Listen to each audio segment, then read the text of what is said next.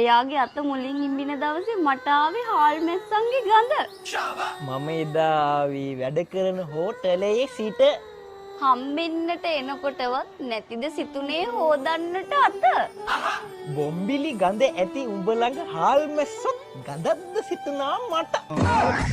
අනේ මේ එදා අපේ හෝටලේට ආපු ඕඩරයක් හින්දා තමයි හදන්න උනේ මට බොම්බිලි කරෝල. ඕන්න ඔක තමයි ප්‍රශ්නේ. නැතුව මල් ළඟ බොම්බිලි ගඳ නැහැ. පිස්සුද? හරි හරි. අපි ආයෙ පටන් ගමු. බෙද්දාම කට්ලට් බෝලයක් තෙලට දමා ඉනුවා කටට කෙල සුරු සුරු ගාලා. කට්ලට් උනත් බෝලයක් නම් උඹට හොඳා. අනේ මේ ඔයත් එක්ක බෑනේ මොනවද කියන්නේ? ඇයි? මං යනවා යන්න.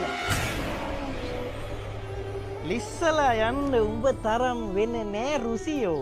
ලිස්සලා යන්නේ තොගේ වල් කට නිසයි මම පොරයෝ. පල්ල ආ එන්න එපා උඹ ළඟටවත් මගේ බුදු අම්මෝ.